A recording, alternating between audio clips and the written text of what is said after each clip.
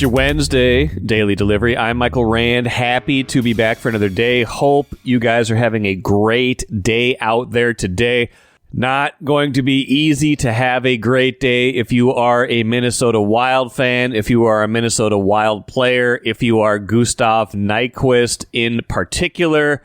That in just a moment here. Of course, Chip Scoggins, Star Tribune columnist, joins me here a little later in the show to talk mostly Timberwolves, a little bit of Vikings draft as well. Wolves-Lakers Game 5 tonight in Los Angeles. Wolves with a chance to close out that series in 5. They are up 3-1. So Chip and I will talk through all of what has happened so far. A tremendous series, tremendous playoffs so far in the NBA.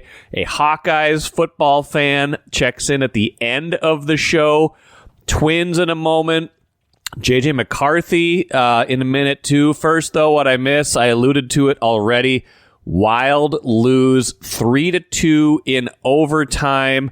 If you thought the Game 4 loss at home to Vegas was a tough one to swallow, overtime there with a chance to go up 3-1 in the series. You didn't see anything until you saw last night's game. Wild rallied from 2-1 down to tie it 2-2 early in the third. They've got everything going against them, right? Philip Gustafson, their goalie, has to come out after 2 periods because he's sick. Marc-Andre Fleury comes in, hasn't been tested, hasn't really played for like 2 weeks. He's cold, but holds down the fort. The defense is great. Boldy scores early in the third to tie it up. Looks like it's going to overtime. It's a very kind of defensive struggle the rest of the third period, but with 75 seconds left in a tie game, Ryan Hartman puts one in on a rush, kind of cuts in, banks off his leg on a rebound. Pandemonium. Looks like it's going to be 75 seconds to close it out for a chance to go up 3-2. They reviewed it initially to see if he kicked it. It was pretty obvious he didn't kick it. When they were showing that review, though, I was like, oh, man, he looks like he's offsides.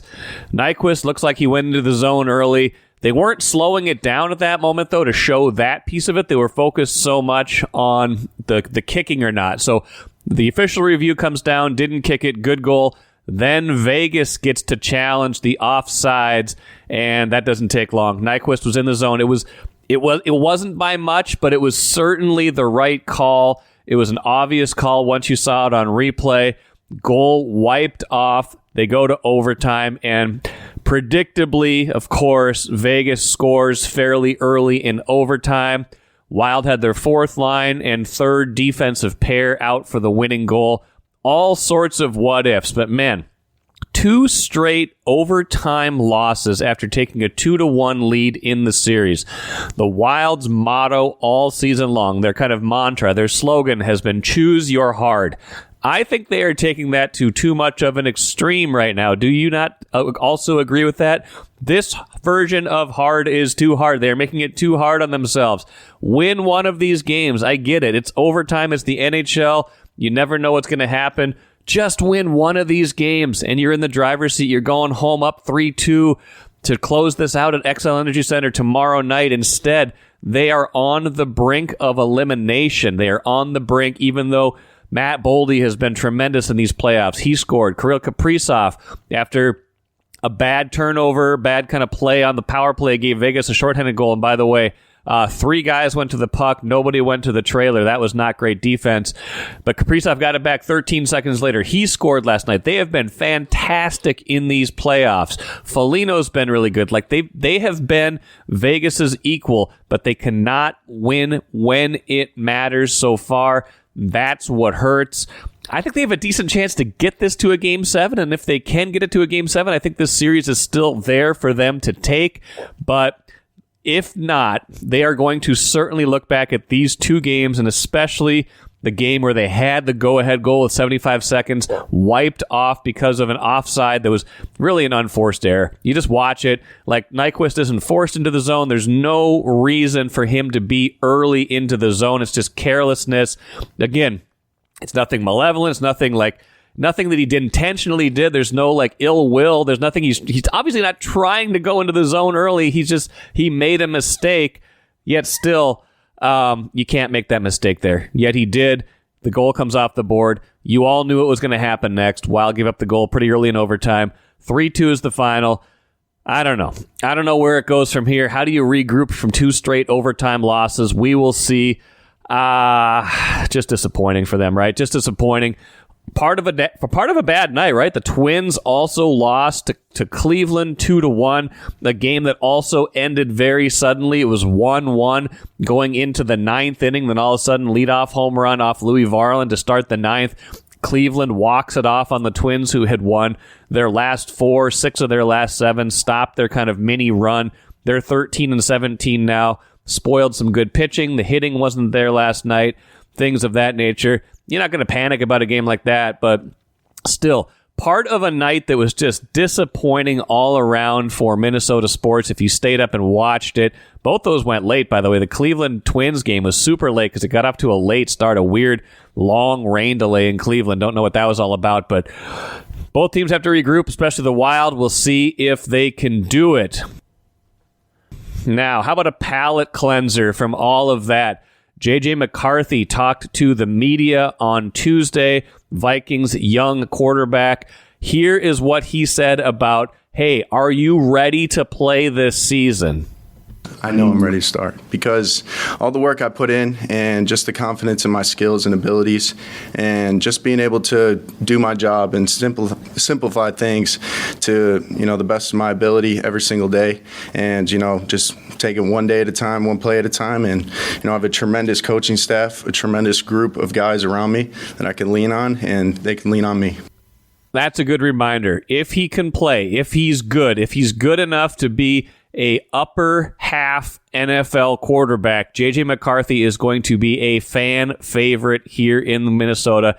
Position he plays just naturally leads towards that, but he has a certain thing. He has a certain charisma, a certain kind of confidence that people will gravitate towards. This is exciting. If he can play, he will be a Vikings fan favorite for many, many years to come.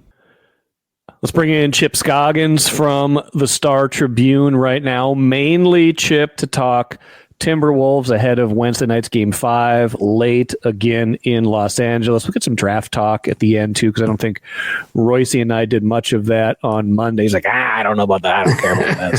So always got to catch up on that because I always assume that he's going to want to talk Vikings, and then the assumption, unless it's in season, is usually a bad one. So that's right. But Wolves, Chip, obviously Wolves, before we started recording, basically we were just talking through games 3 and 4 and how you thought game 3 couldn't really be topped. The dramatic win, they pull it out, they have the closing, and then game 4 is even better, I think, and now they have a 3-1 lead. Yeah, it was Friday night and Sunday were as electric as I've ever felt in Target Center. I think I go back to the Sacramento series with KG. That you'd have to, go back to then. I mean, the crowd brought it. It's the Lakers, it's LeBron, it's Luka, it's the competition, the high level, the swings, just the shot making that we're seeing in this series. It's been fabulous, and I do think for the Wolves having gone to the Western Conference Finals last year, I think we're seeing the results of that. The growth because of that, the maturity. And I think if there's one thing that has jumped out to me in this series is the whole running theme of this season was not a very good clutch team. They played a lot of close game, a lot of clutch situations, but they're not very good. It's been the exact opposite. They've been great. I thought Friday night, game 3, when it was 103 with 4:50 left, I thought those final 5 minutes were darn near perfect, what they did on both ends of the floor. And then to be trailing by 10 going into the 4th on Sunday and have Ant, play the way he did, and Nas, who was not very good the first half, make those big shots. I mean, it was just great theater. If you don't even have to be a basketball fan, just great theater in terms of all the kind of different dynamics at play. And it's surprising, right? Like, this is not necessarily a gear that we knew they had. Yeah, they've played some close games in last year's playoffs, but if you really kind of think back on that series, they pretty much demolished Phoenix, and then they kind of rolled to that 2-0 series lead against Denver. It kind of got too easy, and then Denver came back on them. There wasn't really a close game in that series for a lot of that series, and they have that miraculous comeback to win Game 7, and then clutch time was their problem against Dallas. Like, a lot of those games were close last year, and they just couldn't get done in the clutch. So you combine that with what we saw in the regular season. Like, I don't know where they found this gear other than maybe it's enough, the muscle memory kicked in in just enough time kind of thing. Yeah, it's weird because they were just so all over the map in clutch situations, and particularly Ant. But not just him, but the entire team. But Ant has been. There is a definite playoff Ant, a switch that gets pushed. I mean, he has been, and he talked about it at the end of last year where he saw the physical toll of going deep into playoffs, and he knew he had to get prepare his body for that. But I'd also say just prepare everything, body, mind, spirit, all that, because he has just been fabulous in this series when they needed him to be that. And the plays he made in Game 3, not only taking important shots, but also distributing the one pass he had to Nas for the 3 on the wing. I mean, that was outstanding. And he just kind of gets that look in his eyes where he's like, I'm going to take over, and he's done it. And so, but to me, I think it's a couple things. We knew the Lakers weren't deep, that the Wolves had a big advantage there. I didn't realize how bad the Lakers bench is. I mean, it is for JJ Redick to like you wrote about that the other day, like 5 guys, 24 minutes. I mean, you just never see that a coach do that. No. Say basically, I got 5 guys I can trust, and that was his. He treated Game 4 like Game 7, like there's no tomorrow. I gotta, So it'll be interesting to see the response there. But a couple things defensively, the Lakers have no one that can handle Jaden McDaniels, and I think the first 2 months of this season, we were saying, how does Julius Randle fit here, and can they get rid of him? And to now, it's where would they be without him? I mean, he has been his force and his strength. Now you're like, man, this guy's invaluable to this team. And so they have a lot of positive things happening for them right now. Well, and I would add to that it seems like they have, at least against the Lakers, and, should they advance, I don't know if this is the case against every opponent, how they want to play, but they have found their closing lineup. Yeah. It is Ant, Dante DiVincenzo, Jaden McDaniels, Julius Randle, and Nas. It's 2 of the bench guys and 3 of the starters. You kick out Conley, you kick out Rudy. They've still got value, although Rudy hasn't done much in this series to exploit any of those matchups. Conley, I think his defense has been pretty good, especially for he blocked LeBron. He blocked LeBron, but he's not making any shots. He's expending a lot of energy. Like his minutes kind of have to match up. I thought Ryan Kostecka made a good point the other day on our post game. He and Rudy pair well together just because they have the lob game. They're familiar with each other from Utah, and if one or the other of them is struggling, then there's kind of like a package deal, get them off the floor. But like that crunch time lineup, their net rating in this series is like a plus 53. It's unbelievable. Like per 100 possessions. Like they are by far and away the most dominant 5-man combo right now, and it's been mostly those kind of last 4 or 5 minute situations in these games. Well, and that's a credit to roster construction. And, the Lakers can win one way. That's if LeBron and Luka go crazy, right? Because they're not going to win. And they both did. And they both did, game. And they've lost the last. Yeah, and so LeBron on Friday night was absurd, And it was just him really, because Luka was whatever was going on with him, sick physically. Or whatever. But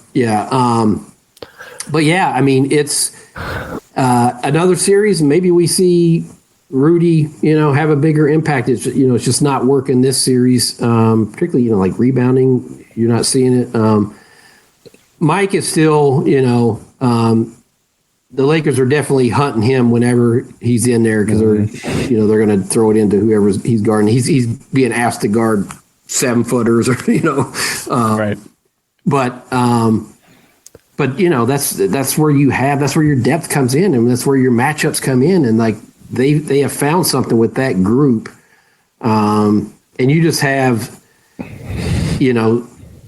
the shot making, and I give like Nas where the first half was kind of a mess for him, but at the moment of truth he found himself and made clutch shots for him, and so I just think they have a number of ways that they can win, but it really, as their 1-2 punch, Ant and Julius Randle right now, their ability, because early in the year you could tell they were trying to figure out how to play alongside of each other, and it was clunky, and I'll hold the ball and then you hold the ball, and but both of them I think have learned, how to play alongside each other, how to pass, how to, it's going to come back to you, the ball movement. And so I think that more than anything, we say, where did this come from or how did they find it? I think that stretch where Julius was hurt, Rudy was hurt, and they had I think Julius was able to watch from the bench and just see, okay, I need to change the way I play. And I think that stretch was so important for Jaden McDaniels. And 100%. And Chris Finch said it the other night after a game. He said, that reminded me and the coaching staff that he can be more than just like a corner three guy and this guy. That he, if he can play, use his size and length against lesser defenders, there's no reason why he can't score 20, 25 points. Well, it's a dangerous comparison because he's not this player, but at his best, when he's slashing and scoring and playing defense and his length, he reminds you a tiny bit of like a guy like Scottie Pippen back in the day, who he wasn't a great 3-point shooter, but had enough offense to his game where he grew into that. Again, this is a Hall of Famer, so I'm not trying to make this comparison. I'm being careful here, but like I know, but you're saying he's more than just a guy who's going to score 8 points a game and stuff like that. Well, and they're having a hard time keeping him in front of him. Like when he tacks off the wing or off the top, they're not really able to keep him in front of him. If he could get to the rim, they don't have any size in there to really disrupt him. He's just going right at it. And so I think when you have Ant going and Randall going and you can add him, now all of a sudden this team is a tough team to defend because all of a sudden Dante can hit a three. If it, Nas can hit three. So it's they have just found, I think, a rhythm with their offense, and defensively, they're just tough defensively with their size, with their strength. I think they're the Lakers in Game 4 got it going. It'll be interesting to see what Finch does in Game 5 Wednesday night, because in the third quarter they changed up their coverages. They started blitzing Luka more off that screen and roll. And they really hurt him on that. He was throwing those behind-the-back passes when he was trapped, and they swung it, and they were getting a lot of corner threes with Reeves and different players, and they scored 36 points at. So Hachimura, Finney-Smith. Hachimura hit some, So it'll be interesting to see if they play it, Luka more straight up just with Jaden. But they, defensively, the Wolves have cranked it up, and particularly in clutch time, I think they've been terrific. Friday night they were great defensively. So, all that said, that game could have had a different outcome. We hear, I think it was Monday, that the NBA came out with the 2-minute report saying, "Hey, should have been a foul, McDaniels on Luka." I'm still like, okay. I'm still, if I was watching it, purely from an objective standpoint, was not, covering one or the other, I probably would have liked that to be a no call regardless. If you're the Lakers, you want a foul call there because if you're saying he impeded him and it's free throws, like that could have given a 1-point lead with 30 seconds left. It's a much obviously different scenario. But it's interesting, like, now the officials are in the Lakers' heads. Like, and can you remember the last time something like this went in the Minnesota team's favor in a big moment like that? I sure can't, even though I'm sure it has. I'm sure it has, but no. And I actually was I did the Lakers locker room and post game access because I wanted to write about JJ Redick's strategy. And he said, somebody asked him about the inbounds pass that got stolen there from LeBron. And he said, well, first of all, that was a blatant trip. And I'm like, blatant? And if you watch the replay where you're looking at Jaden from front on, he's like, well, and I did this too. I was like, he stepped on his foot. That's not Jaden's fault. Right. A friend had later sent me I don't know if it's the coach's angle or what, from the side or high up. He definitely sticks his foot in the path of dribbling. Okay. In a heat of the moment, bang, bang, I don't know that you're going to be able to determine that really. It's hard. That's a hard call to make either way. But if you're watching the one angle, it's like that. No, he just stepped on his foot. That's not Jaden's fault. But yeah, I mean, the fact that they had a call against LeBron and the Lakers go their way when we started out. I wrote a column before the series like the Lakers are going to get some favorable calls. They have to. The Wolves have to control their emotions and not let it distract them. And I thought early in Game 4 they did. I thought that temperature got hot. Like it was. They were. Finch got a technical. I thought Ant was close to getting one. I mean, they were. Because the Lakers were doing what they were complaining and falling and doing all that. Is there an athlete who's more melodramatic than Luka? No, like it's no. There's not. It's just like everything. It looks like every play. He looks like he got shot out of a cannon. It's disgusting. And he's great. He's a great player. Just like tone it down by a third, and nobody would have much of a problem with him. But it's interesting. Like I felt like it was borderline them getting a little distracted there early on, and then Rudy gives the elbow to LeBron later. But it was around that time, and I think someone on the Lakers bench said something to Ant because you talk about poking the bear. Remember, he came down and made a three and stared at him and said something to him, and he came down and made another shot and he glared at him again. It's like I'm pretty sure someone said something to him there because he was going back and forth with him. That got them going, and that changed it to where, and then we had that I thought beautiful exchange where LeBron shoving him, he's shoving LeBron.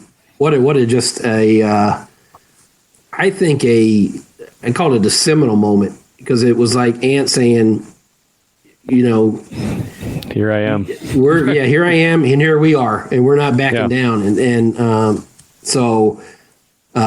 but it's to your original point. I've been here 25 and a half years. I can't remember, and I'm sure there have been, but where a call or something goofy like that goes against or goes in their favor.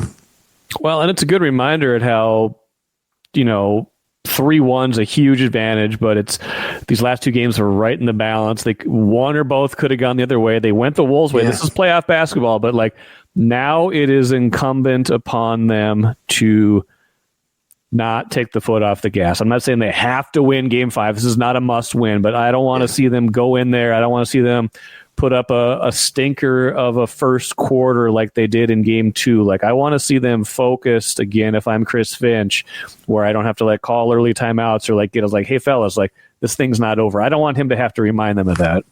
Yeah, I say it this way. It won't surprise me if they lose, but it would surprise me if they kind of took that approach with it, satisfied that they're up 3-1.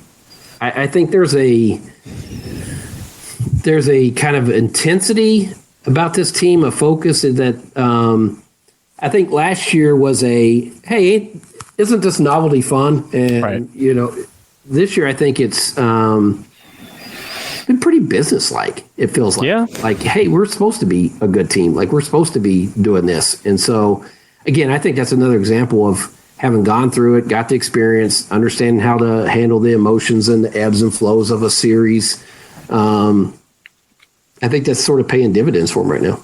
Well, and I think they know they're good, and I think they see a path, right? They they could still lose this series. Like, that wouldn't even be shocking at this point. You got LeBron, you got Luka. It's 3-1. They've come back from deficits like that before. Like, winning Game 4 was huge, obviously. Like, LeBron in those situations is usually the one that comes out on top. So to get that one is massive. But, like, you can see the path now. Like, hey, Golden State's up 3-1. They're a good team, but Wolves would have home court in that series if that ended up being the matchup in the semifinals. Oklahoma City is far and away the best team in the conference, but the Wolves also beat them twice this year. Like, I don't think they're scared of anybody in their way right now, even if they respect everybody. Well, no, and I don't, and nor should they. And this is what I think it's something about Ant that when I said playoff, I was like, do you think he fears anyone? Like, no. Anthony, well, I mean, I saw KG and Paul Pierce talking about this the other day on a podcast they did, and it was just like, Pierce was like, I think Ant's got to show a little bit more respect, and KG's like, he doesn't have to show anybody respect. He's just got to play the way. He's just got to be himself. He's just got to say, you know what, I'm here. I don't fear anybody. Yeah, respect in what way? Like, I don't know. Yeah, I mean, I think he's showing respect by the way he's playing. Like, that's how you. Well, and I think he respects the game and LeBron because he brings out the best in him. Yeah, but he's not backing down or like, of course not. No, so I don't think because their best player thinks he can slay everyone, in anything in his path.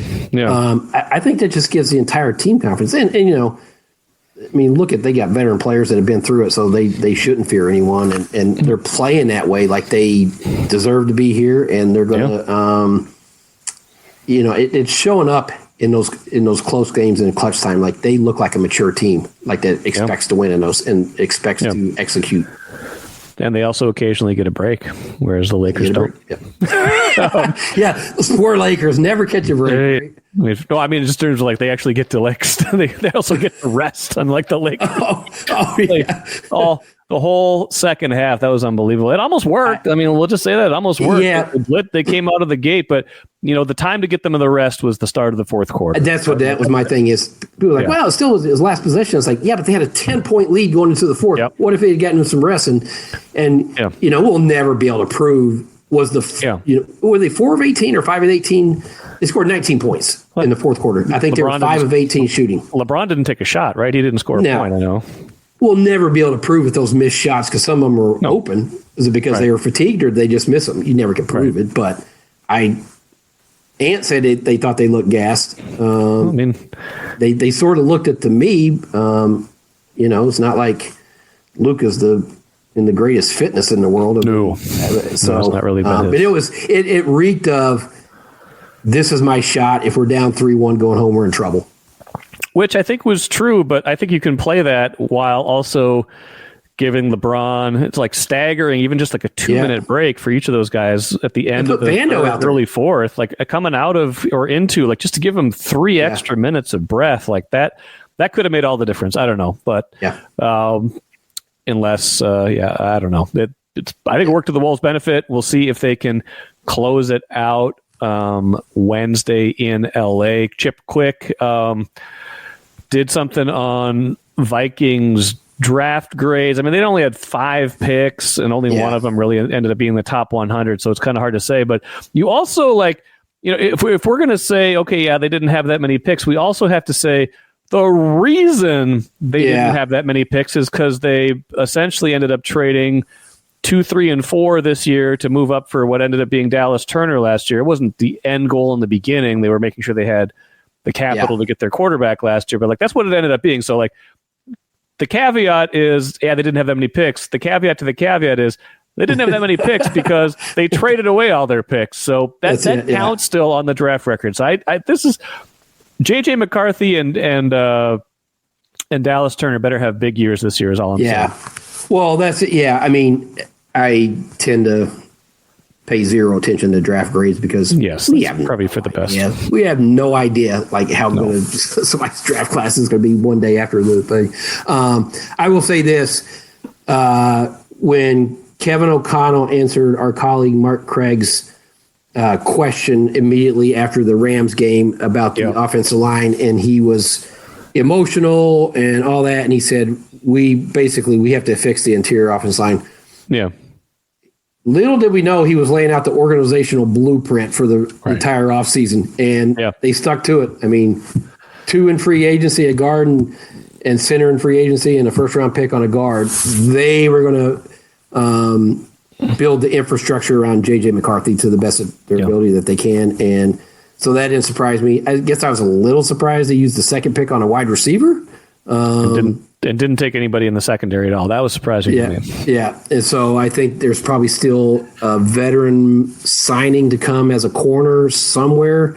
I think you had to get another defensive tackle that's younger because the 2 free agent additions are plus 30, 30 and over.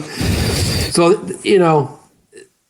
the thing is, this team's still old because when you rely on free agency, that's what happens. And at some point, they've got to refresh the roster with some young guys. And so that's where it's going to eventually down the line. You look at it, it's like you can see a 2-year window here for this team before the roster starts to get older. And that's where the draft misses tend to catch up if you haven't replenished, So, but 5 picks, I think I do like that they continue to address the trenches because as we saw in their games and as we saw throughout the playoffs, if you're not strong along your offense and defensive lines all the way across, you're not going to be a legitimate contender. It's gratifying, too, that Kevin O'Connell obviously listens to the Access Vikings podcast. I've been screaming for years about the interior of the offensive line, and finally they have addressed it. I don't think it's because of me. I think it's because Sam Darnold got sacked 9 times for 82 yards, whatever it was in that game, I think. Just a nightmare. But some of that's on Sam. A lot of it, though, he was running for his life. So maybe they have fixed that. It's got a chance to be the best offensive line since, 2009? Yeah, 09, I would say, with Hutch and those guys. Yeah, we'll see. You're right. They made the pick at 24 that made sense. Could they have traded back and still gotten him? Maybe, but play it safe. Make sure you get your guy. If he's good, McCarthy's good, and Dallas Turner's good, nobody's going to care about the grades at some point. So, I could limit it to 1. If your quarterback's good, that's true. Nobody cares how you got him or what the grades were. If the quarterback is good, all is going to be okay. Yes. If he's not, though, if we're just talking about this time next year, like, can these guys play? That's when we got problems. So we'll see. Yeah. All right, Chip. Appreciate it. What do you got cooking the rest of the week? You out at the? I've got the Wild game. We're recording this on what day is this? These all run together. This is Tuesday, right? I got Wild. Today is Tuesday. That we're recording. Yeah, I'm gonna be at the game. So read your call on Wednesday. Yeah, and I got the Wolves. So a lot of. I will say, I went last Thursday. I went Wild, Friday Wolves, Saturday Wild, Sunday Wolves, and is a little bit of a blur, but it also was a heck of a lot of fun to have that environment. The Twin Cities fan base showed up really well in both venues, and the games were outstanding. Even though Wild fans went home disappointed Saturday, that was a heck of a hockey game. A lot of good series, pivotal moments. So swings and all the different things. So it was fun. Yeah, this would have been one of the best first rounds combined that I can remember. Maybe the best, probably the best at least since 2003 when they were both in a competitive series as well. All right, Chip, appreciate it. We'll talk soon. Thanks, brother. Great stuff from Chip. Funny that we were talking about Wolves getting a break in, with the Luka play, the Jaden McDaniels play where they could have called a foul. Turned that whole series around. I wrote about that. Just the strangeness of a Minnesota team catching a break in a game like that. Then, of course, that very night they get a bad break. Not the wrong call, but a bad break when they are offside and lose that game with the Wild. So I was reminded of it because I got a letter. Let's finish with the cooler. Robert says. He read what I wrote yesterday. He said, as a displaced Hawkeyes fan living in Minnesota most of the last 45 years, I feel you may have forgotten the quote-unquote fair catch by Cooper DeJean that was not a fair catch. Robert, that's a great point. Cooper DeJean did not make a fair catch. Everybody in Minnesota knows that was an invalid fair catch. So thanks for the clarification on that. Joking aside, you're right. That was a break. We can call that a break. That could have gone either way. That was definitely a break that helped the Gophers. That was called a couple years ago, helped them win 12-10 over Iowa. So good thoughts, Robert. Appreciate that. Thanks to everybody for listening today. Lavelle E. Neal III expected on tomorrow's show to talk all sorts of stuff. I'll have Wolves versus Lakers thoughts, of course, tomorrow as well, and a late post-game podcast tonight. So it's going to be a busy late one for me. Hope you guys stick around for it, either tonight or tomorrow. Until then, I'm Michael Rand. We'll talk to you later.